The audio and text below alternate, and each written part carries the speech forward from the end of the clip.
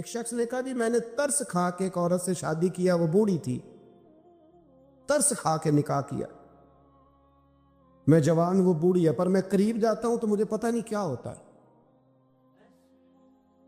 وہ بڑی جگہ پہ گیا ہوں پر میرا مسئلہ نہیں حل ہوتا، حالانکہ وہ لاوارث تھی اور شادی نہیں اس کی ہو سکی۔ تو حضرت علی شیر خدا فرمانے لگے بی بی کو میرے پاس لا،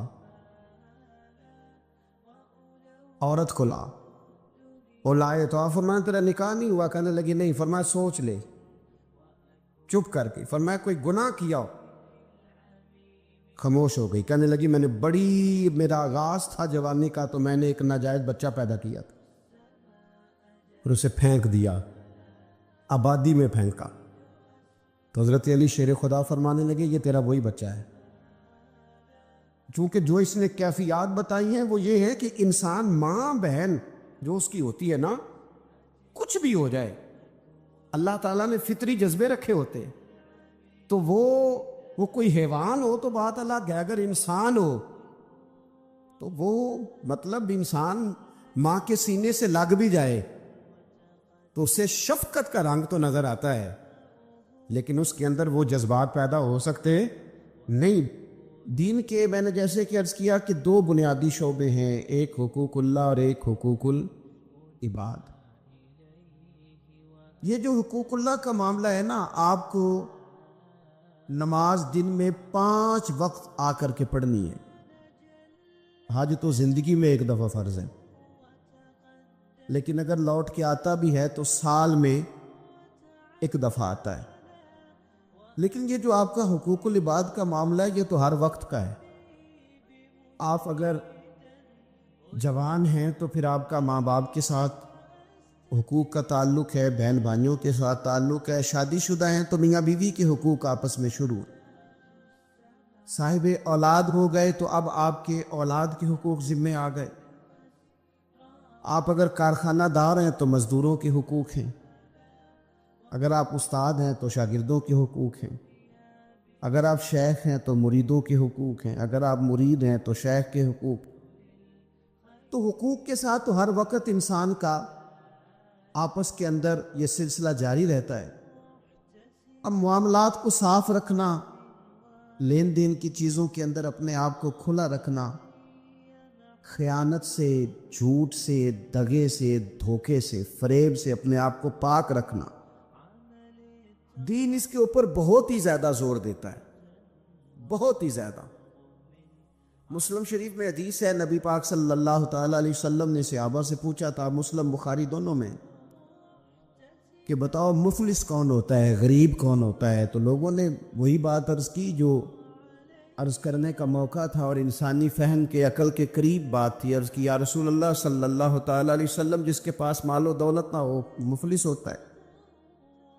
تو حضور نے فرمایا نہیں، میری امت میں تو مفلس وہ ہوں گے جو نماز، روزے اور زکوٰۃ کے ساتھ قیامت والے دن آئیں گے، یعنی وہ مفلس ہوں گے جو نماز، زکوٰۃ، روزے کے ساتھ قیامت کے دن آئیں گے، لیکن ان کے مفلس ہونے کی وجہ یہ ہوگی کہ انہوں نے دنیا میں کسی کو گالی دی ہوگی، کسی پر تہمت لگائی ہوگی، کسی شخص کا حق دبایا ہوگا، کسی کو تکلیف دی ہوگی، کسی کو مارا ہوگا، حالانکہ ان کے پاس نماز بھی ہے، روزہ بھی ہے، زکوٰۃ بھی ہے، لیکن چونکہ انہوں نے حقوق العباد ضائع کیے، اب ان کی کمزوری کا یہ عالم ہوگا کہ وہ جو نیکیاں کما کے لائے تھے وہ ان لوگوں کو دے دی جائیں گی جن پر انہوں نے ظلم کیا تھا، اور اگر پھر بھی ان کے ظلم بچ گئے، نیکیاں دینے کے باوجود ابھی بھی ان کی زیادتیاں باقی رہی، تو حضور فرماتے ہیں پھر ان مظلوموں کی جو خطائیں ہوں گی وہ ان ظالموں کے کھاتے میں ڈال دی جائیں گی۔ تو یہ بہت ساری نیکیاں لانے کے باوجود مفلس رہ جائیں گے۔ تو یاد رکھیں کہ حقوق اللہ کا معاملہ اپنی جگہ پہ وہ بڑا سخت ہے۔ اب ہمارے یہاں یہ ہوتا ہے کہ توازن نہیں قائم رکھا جاتا۔ کچھ لوگ تو ایسے ہیں جو سمجھتے ہیں نماز پڑھ لی ہے، میں نے روزہ رکھ لیا ہے، اب باقی میں ولی اللہ ہو گیا ہوں، میں حق نہ بھی ادا کروں۔ اور کچھ معاذ اللہ اس طرح کے ہیں جو کہتے ہیں کہ نماز کی تمہیں پڑھی ہے، باقی کام تو بھائی آپ نماز کو بھی ہلکا نہیں سمجھ سکتے، یہ رب کی عبادت ہے۔ آپ اللہ کی بارگاہ میں جھکنے کو معمولی بات سمجھتے ہیں؟ آپ توازن قائم رکھیں گے، نماز پڑھیں گے تو وہ بھی پورے ذوق کے ساتھ پڑھیں گے، عبادت کریں گے تو پوری توجہ کے ساتھ کریں گے، نفل ادا کریں گے تو پورے انہماک کے ساتھ، شوق کے ساتھ، ذوق کے ساتھ۔ قرآن پاک سے آپ مکمل پیار کریں گے، محبت کریں گے، خلوص کے ساتھ پڑھیں گے۔ لیکن حقوق العباد کا معاملہ، اس کا بھی پورا پورا خیال رکھا جائے گا۔ یہ دیکھیں نا،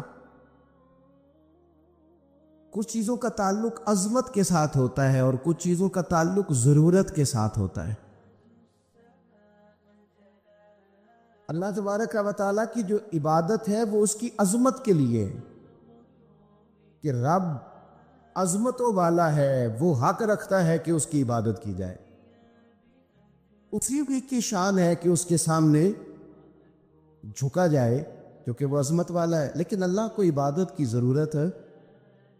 ساری دنیا کے مرد حضرت جنید بغدادی بن جائیں، باجزید بستامی بن جائیں، ساری دنیا کے مرد نیک پارسا متقی بن جائیں اور ساری دنیا کی عورتیں رابعہ بصری بن جائیں، تو پھر بھی رب کی شان میں کوئی اضافہ تو نہیں نہ کر سکتے، اور سارے مکر جائیں معاذ اللہ کہ ہم نے عبادت نہیں کرنی، تو اس کی شان میں کوئی کمی کر سکتے نہیں۔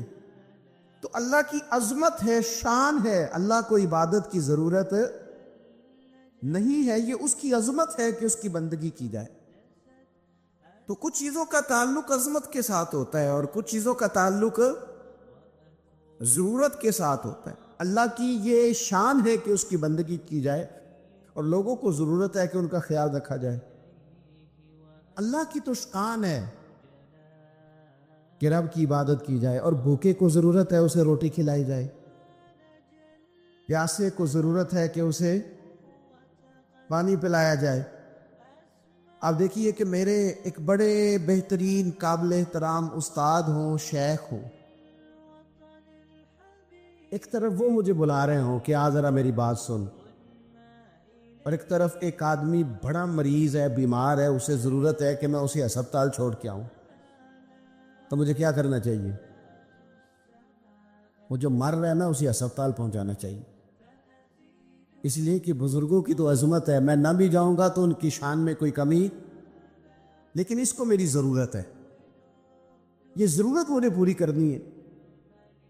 چلے میں بات اور کھولتا ہوں، زیادہ سمجھ میں آ جائے، شاید اس طرح زیادہ سمجھ میں آ جائے۔ ایک بزرگ ہیں، انہوں نے وضو تازہ کرنا ہے، ان کو پانی کی ضرورت ہے، اور پانی ایک کٹورے میں ہی ہے، صرف ایک برتن میں پانی، انہوں نے وضو تازہ کرنا ہے، اور قریب ایک شخص ہے جو پیاس سے مر رہا ہے۔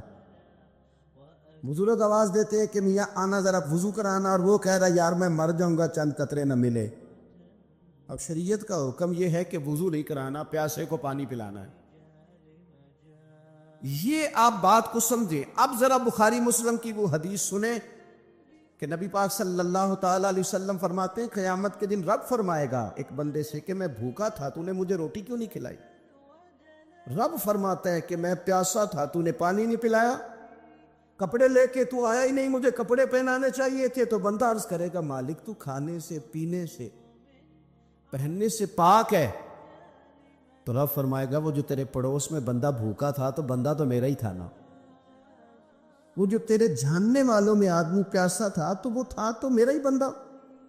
بھائی غور کریں گے آپ بات پر، آپ حقوق العباد کا جو مسئلہ ہے نا اس کو آپ سمجھیں۔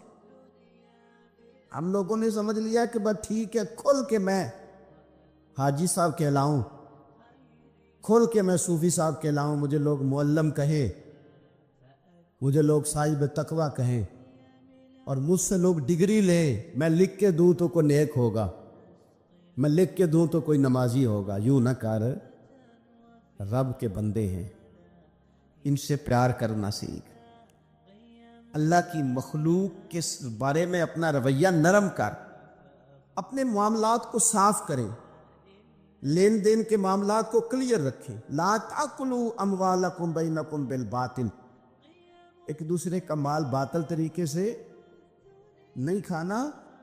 تیری نماز تجھے روک دے، تو نماز پڑھ کے نکلے تو خیال آئے کہ میں نے جھوٹ نہیں بولنا، تو وہ نماز تجھے روک دے کہ میں نے لقمہ حرام اپنے قریب نہیں آنے دینا۔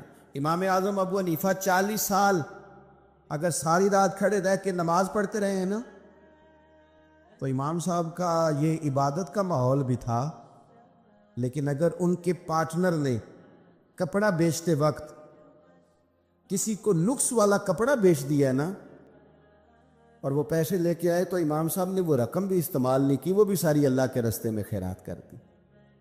معاملات کے بارے میں وہ لوگ بڑے سنجیدہ تھے، غیر سنجیدہ نہیں تھے کہ جناب کوئی نہیں چل جاتا ہے، خیر چل رہا ہے۔ رزق کا جب تک آپ کا معاملہ صاف نہیں ہوتا، رزق کا مسئلہ جب تک ٹھیک نہیں ہوتا، تب تک تو دعائیں قبول نہیں ہوتی، نماز میں لذت نہیں آتی۔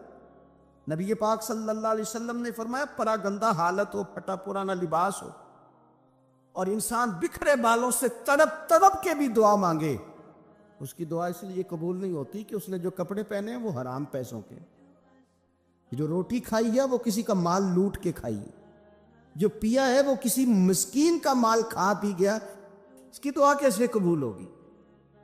آپ حقوق العباد کے معاملات کے اندر اپنے آپ کو زیادہ سے زیادہ فکر مند کریں۔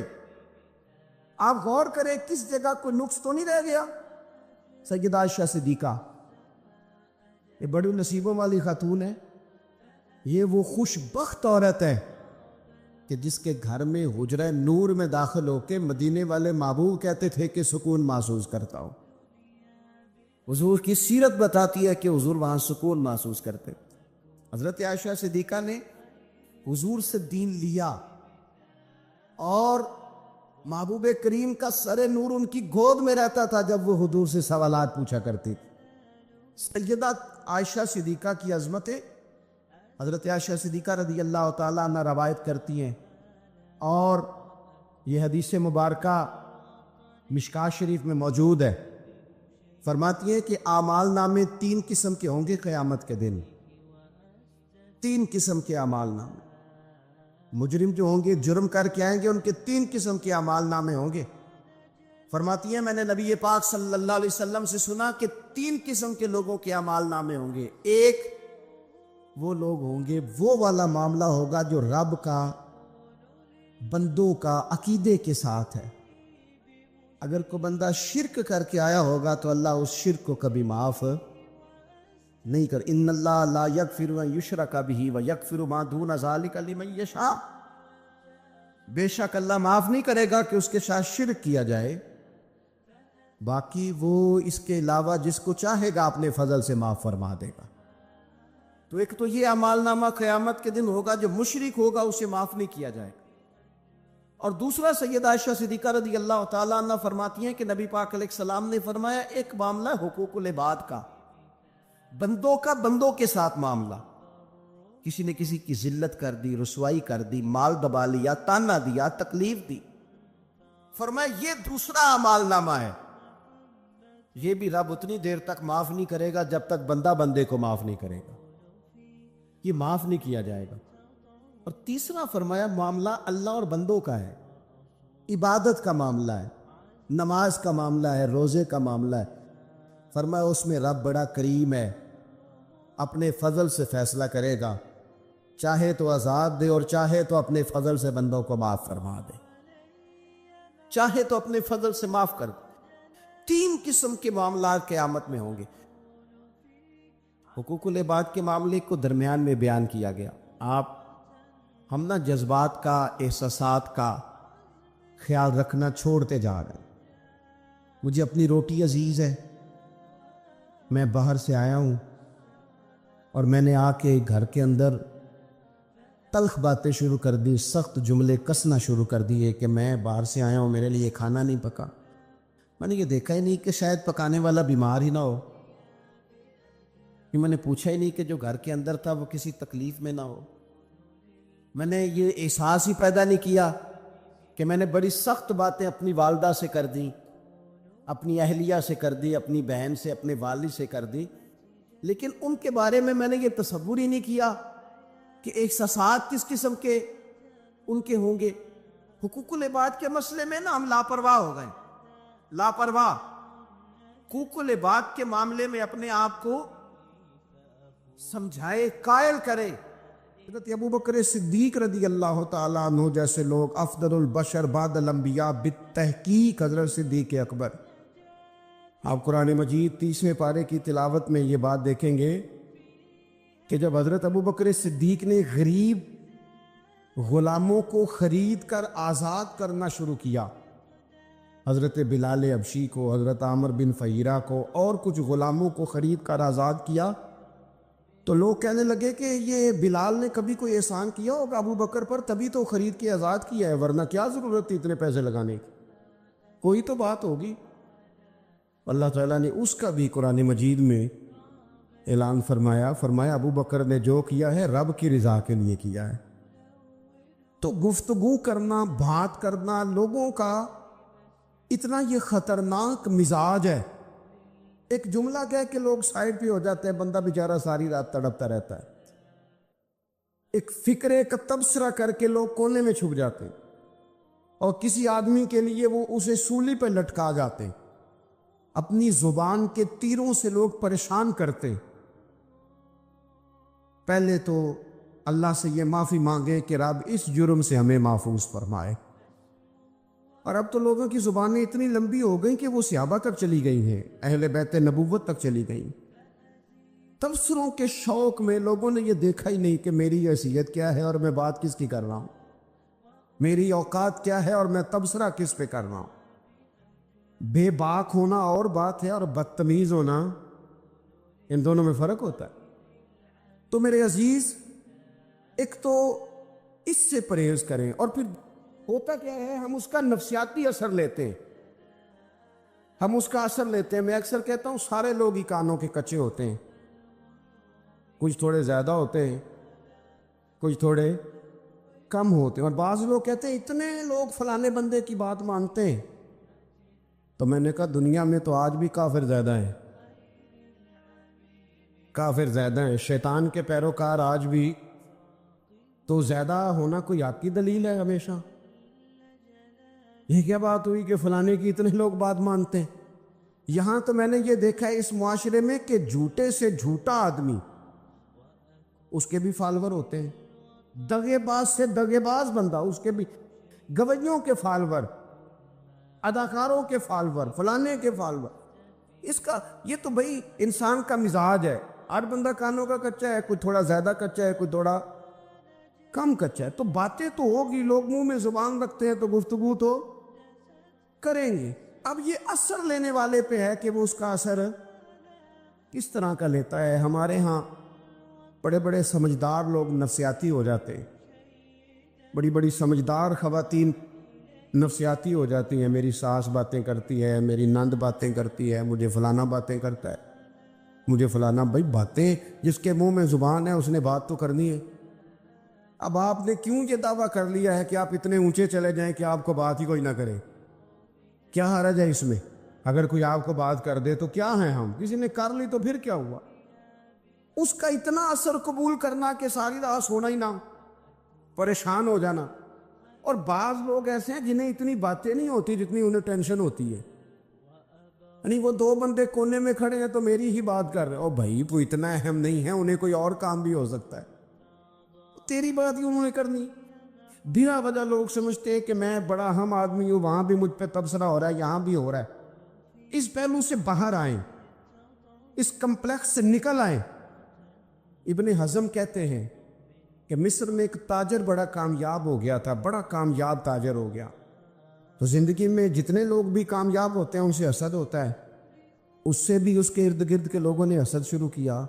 اب تاجروں نے پلاننگ کی کہ اسے خراب کیسے کرنا ہے۔ وہ ایک دن اپنے گھر سے نکلا، سفید کرتا، سفید پگڑی باندھ کے باہر۔ اب 5-6 لوگوں نے پہلے سے منصوبہ بندی کی ہوئی تھی، ایک صاحب اسے ملے، کہنے لگے ماشاءاللہ آج تو سفید کرتے پر سبز امامہ، سبز پگڑی بڑی ہی اچھی لگ رہی ہے۔ تو ہنس کے کہنے لگا لگتا ہے آپ سو کے اٹھ کے آئے ہیں، پگڑی تو میری سفید ہے۔ اس نے کہا چلو پگڑی تو سبز ہی ہے، باقی آپ نہیں مانتے تو آپ کی مرضی۔ وہ آگے بڑھا، تو اب کیونکہ پلاننگ تھی تو ایک شخص اور ملا، اس نے کہا کیا بات ہے، سفید کرتے پر آپ کا پیلے رنگ کا امامہ کیا جچتا ہے۔ اس نے کہا یار کو خدا کا خوف کر. ہنس کے کہا کیا ہو گیا, تیری اینک کا نمبر تو نہیں تبدیل ہونے والا ہوا؟ اور بھائی میں نے تو سفید کرتا اور سفید ہی امامہ باندھا ہے. اب 2-3 لوگوں کی دفعہ تو وہ مسکرایا, لیکن وہ ڈھیر سارے لوگوں نے منصوبہ بندی کی تھی. وہ جب چوتھے کے پاس گیا تو اس نے بھی کہا کہ کیا بات ہے سفید کرتے پر پیلے رنگ کے امامے کی؟ اس نے کہا پیلا کہاں ہے؟ اب وہ غصے ہونے لگا. اب وہ چھٹے کے پاس گیا تو اس نے کہا جناب کیا بات ہے سفید کرتا اور کالا امامہ؟ اب وہ غصے میں اتنا باولا ہوا کہ پہلے ہنسا پھر رویا, پھر اسے سمجھ نہ آئی کہ دکان کا تالا کس چابی سے میں نے کھولنا ہے. بس وہ شام ہوئی تو اس بیچارے کو بچوں نے روڑے مارنے شروع کر دی. وہ اتنی تکلیف میں آ گیا کہ لوگ اسے پاگل کہنے لگے. کیوں؟ اس لیے کہ لوگ منصوبہ بندی, افواہ تھی نا کہ میری طبیعت خراب ہے, تو لوگوں نے حال پوچھ پوچھ کر بیمار کر دیا. لوگوں کی باتیں, لوگوں کے تبصرے, لوگوں کے کومنٹس. بولے امام شافعی, امام شافعی فرمانے لگے لوگوں کی باتیں پتھروں کی طرح ہوتی ہیں, یہ روڑوں کی طرح ہوتی ہیں. اگر انہیں کمر کے اوپر رکھ لو گے نا تو یہ تمہاری کمر توڑ دیں گی, اور اگر تم ان کو اپنے پیروں کے نیچے رکھ لو گے تو تمہارا قد اونچا ہو جائے گا. بس دنیا میں وہ لوگ پریشان ہوتے ہیں جو لوگوں کی باتوں کو کندھوں پر سوار کر لیتے, جو پیروں کے نیچے رکھے, جو پاؤں کے نیچے رکھے ان کا قد. وہ پرانے زمانے میں نا عارف رومی رحمۃ اللہ علیہ فرماتے ہیں کہ ایک بیل گائے گر گئی تھی کنویں کے اندر, تو اب وہ لوگ اس کو نکال تو نہیں سکتے تھے, تو انہوں نے اس طرح کیا کہ مٹی ڈالنی شروع کر دی کہ اب بدبو آئے گی, پریشانی ہوگی, تو اس کو بند کر دیتے ہیں اندر ہی کنویں کو, کنواں نئی جگہ پہ کھود لیتے. انہوں نے جب اس کے اندر مٹی ڈالی نا تو وہ گائیں جو تھی وہ مٹی جھاڑ کے تو مٹی کے اوپر آ گئی. انہوں نے پھر مٹی ڈالی تو وہ تھوڑی اور اوپر آ گئی, اور مٹی ڈالی تو اور وہ مٹی ڈالتے گئے اور گائیں وہاں سے کنویں سے باہر آ گئی. لوگوں نے دفن کرنا چاہا, وہ باہر نکل آئی. اور میرے بھائی لوگ بھی اپنی باتوں میں دفن کرنا چاہتے ہیں, لیکن یاد رکھنا جو چمکنے والے تھے وہ چمکتے ہی رہے. جن کو اللہ نے عزت دی تھی ان کی گھٹائی کوئی نہیں سکا. اتنی اتنی لمبی زبانیں کھول کے لوگوں نے صحابہ کے بارے میں باتیں کی, باتیں ہو رہی ہیں. لوگ جن کو دبانا چاہتے تھے, آج نہیں صوفیاء کی مخالفت شروع ہوئی, ان کے زمانے میں بھی ہوئی, ان کے دور میں ان کے خلاف کتابیں لکھی گئیں. لکھنے والے خدا جانے کہاں ہیں, اور داتا صاحب ہو رہی ہے, خواجہ صاحب ہو رہی ہے. حضور غوث اعظم کے ان کے زمانے میں بھی ایسا نہیں ہوا کہ بڑی خوشی سے لوگوں نے آگے بڑھ کے پھول ڈالے ہوں. ان کے دور میں باقاعدہ جتھے تیار ہوئے, جتھے, اور پورا کام کیا گیا. اور ویسے بھی اگر کوئی شخص آپ کا مخالف ہی نہیں ہے تو پھر آپ کو چمکنے کا مزہ کیسے آئے گا؟ کوئی تو مخالف ہو نا, کوئی تو ہو نا جو کوئی بات کرے. دیکھیں نا, اگر اندھیرا نہ ہو, رات نہ ہو, تو بلب کی کوئی اہمیت رہ جائے گی؟ یہ چمکتا ہی تب ہے جب اندھیرا زیادہ ہوتا ہے. ہم کہتے ہیں اندھیرا ہو گیا, اور بھائی تجھے چمکنے کا موقع دیا ہے اندھیرے نے, تجھے اس نے عروج دیا. تم دیے باد مخالف سے نہ خبرا اے عقاب, یہ تو چلتی ہے تجھے اونچا اڑانے کے لیے. تو باتوں سے پریشان نہ ہو. میں نے کہا کہ اگر آپ باتوں کا پہاڑ بنا کے اوپر سوار ہو جائیں گے نا تو قد اونچا کریں گی باتیں. جو بندہ ڈسکس ہونے لگ جاتا ہے وہی تو مشہور ہوتا ہے, اسی کی تو بات ہوتی ہے. دیکھیں کیا ہوتا تھا بھلا مکے میں کوئی بندہ باہر سے آتا تو ابو جال اسے کھڑا کر کے کہتا حضور کے پاس نہ جانا, تو کہتا پتہ تو کروں بھلا نبی پاک کے پاس کیا ہے, پتہ تو کروں بھلا حضور کے پاس کیا ہے. تو جن سے تعارف نہیں ہونا تھا وہ بھی تعارف کرا رہے تھے رسول پاک کا. تو اس لیے باتوں سے گھبرا جانا. ہاں ایک بات ہمیں کتاب و سنت میں ملتی ہے, اس پر ضرور غور کریں. تہمت والی جگہ سے بچیں, تہمت کا موقع نہ دیں. مطلب بلا وجہ ہی اپنے لیے بحث کا دروازہ کھولنا یہ درست نہیں ہے. اپنے لیے ہم نہ دروازے کھول لیتے ہیں بحث کے, مفت کی بحث ہو رہی ہے, فلانا بھی ڈسکس کر رہا ہے, کچھ چیزیں ایسی ہوتی ہیں جو سب کی سمجھ کی نہیں ہوتی، وہ سب کے سامنے ڈسکس کرنا ضروری نہیں ہوتا۔ حضرت سیدنا ابو ہریرہ رضی اللہ تعالیٰ عنہ فرمایا کرتے تھے، مجھے نبی پاک علیہ السلام نے علم کی 2 تھیلیاں دی ہیں، میں نے ایک کھولی ہے تمہارے سامنے، ایک کھولی ہے، دوسری نہیں کھولوں گا، اس لیے کہ ہر بندے کو بات اس کے ظرف کے مطابق کرنی چاہیے، تو موقع نہ دیں۔ نبی پاک صلی اللہ علیہ وسلم نے فرمایا، اس بندے نے اپنی، یہ بخاری میں موجود ہے، فرمایا اس نے اپنی عزت اور اپنی جان کو محفوظ کر لیا جو فتنے والی جگہ سے بچ گیا۔ جہاں تہمت لگ سکتی ہے اس جگہ سے بچیں، جان بوجھ کے لوگوں کو موقع نہ دیں باتیں کرنے کا، جان بوجھ کے موقع نہ دیں۔ جامع ترمذی کے اندر حدیث موجود ہے، حضرت سیدنا عمر فاروق رضی اللہ تعالیٰ عنہ نے ایک موقع پر اجازت مانگی تھی نبی پاک صلی اللہ علیہ وسلم سے، عرض کیا یا رسول اللہ صلی اللہ علیہ وسلم مجھے آپ اجازت دے دیں، میں عبداللہ بن ابی سلول کی گردن اڑا دوں، یہ منافق بار بار آڑے آتا ہے، بار بار تکلیف دیتا ہے، آپ مجھے اجازت دیں میں اسے قتل کر دوں۔ اب وہ چونکہ کلمہ پڑھتا تھا، ساتھ تو رہتا ہی تھا نا، بہت سارے لوگ اسے مسلمان جانتے تھے، تو حضرت سیدنا عمر فاروق رضی اللہ تعالیٰ عنہ نے اجازت چاہی، کہ یا رسول اللہ صلی اللہ علیہ وسلم اگر آپ مجھے اجازت دے دیں، یہ ترمذی میں موجود ہے، یعنی آپ اس جگہ سے بچیں جہاں تہمت لگ سکتی ہے، جہاں بلا وجہ کسی شخص کو شر پھیلانے کا موقع مل سکتا ہے۔ یا رسول اللہ مجھے اجازت دے میں عبداللہ بن ابی سلول کی گردن اڑا دوں۔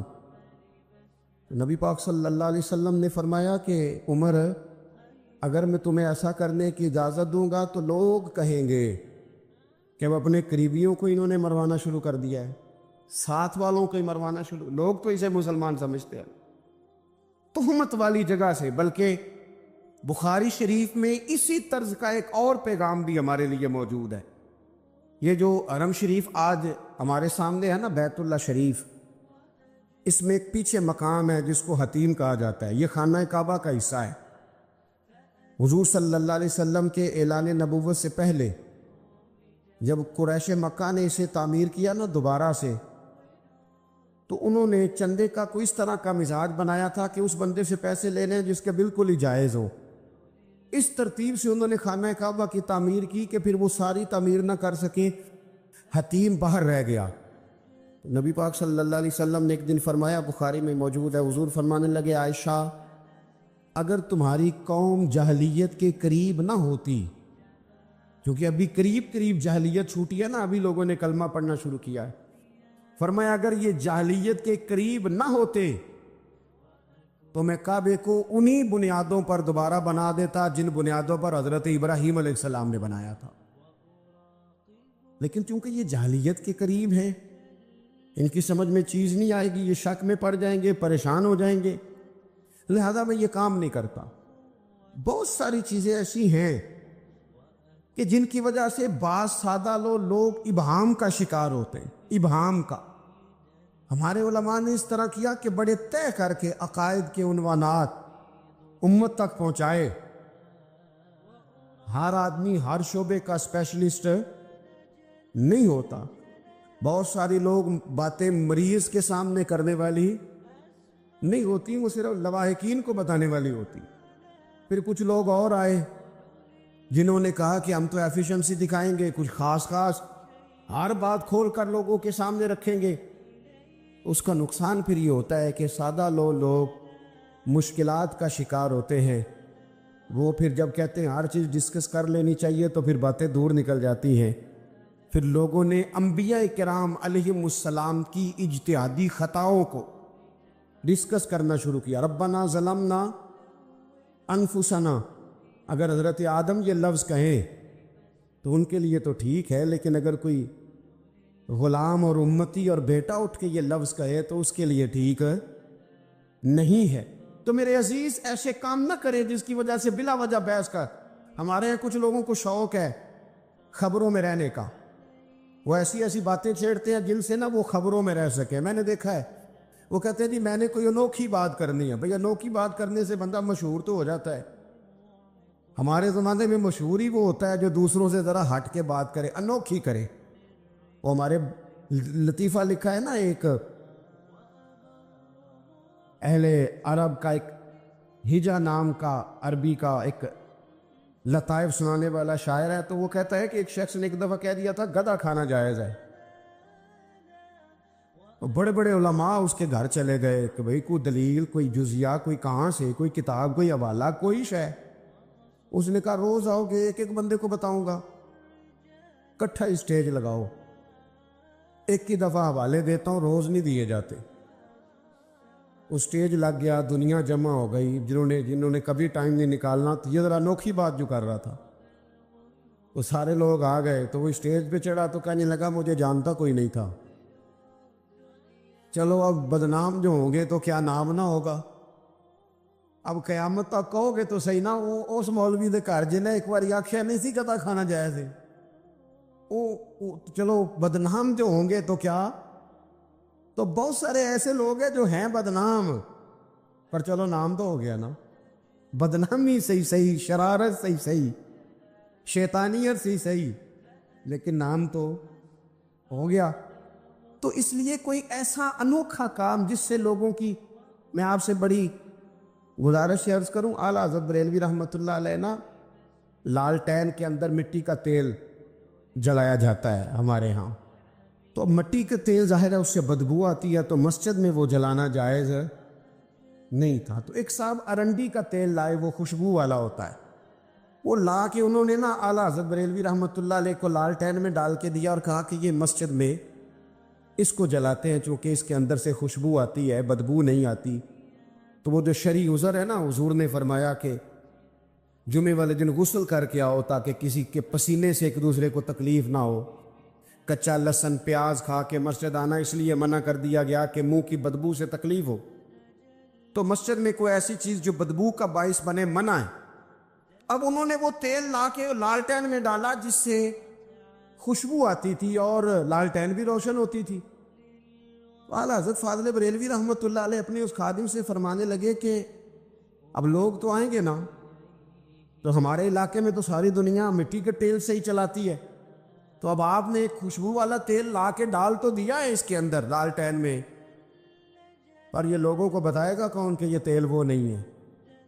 لوگ تو یہاں سے دیکھ کے جائیں گے اور جا کے کہیں گے کہ اتنے بڑے عالم کی مسجد میں اگر جل رہا ہے تو ہم کیوں نہ جلائیں. تو فرمانے لگے وہ شخص کے حضور پھر حال کیا ہے؟ فرمانے لگے آپ فرضوں کا سلام پھیر کے دعا سے پہلے لالٹین کے پاس کھڑے ہو جائیں اور جو بندہ گزرے اسے بتاتے جائیں کہ یہ مٹی کا تیل نہیں، یہ مٹی کا تیل نہیں، یہ مٹی کا تیل. ہر شخص کے ذہن تک بات اتر جائے تاکہ لوگ کسی ایسی چیز کا شکار نہ ہو جائیں جس سے کہ ان کے مزاج میں کوئی غیر شرعی چیز عروج پکڑ لے. تو میرے عزیز، ہم نہ کچھ بدگمانیاں لوگوں کے اندر لوگ ڈالتے ہیں. ہمارے ہاں بالخصوص پاکستان میں جب سے سیاسی فرقہ واریت شروع ہوئی ہے، سیاسی، ہماری قوم کا مزاج اتنی بری طرح خراب کیا گیا ہے.